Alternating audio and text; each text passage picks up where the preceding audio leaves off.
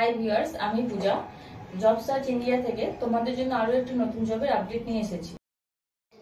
ব্যাঙ্গালোর এয়ারপোর্টের রানওয়ের ভেতরে flight take off and land হওয়ার আগে গান দিয়ে ফায়ারিং করতে হবে, যাতে পাইলট সিগন্যাল পায় এবং পাখি না থাকে।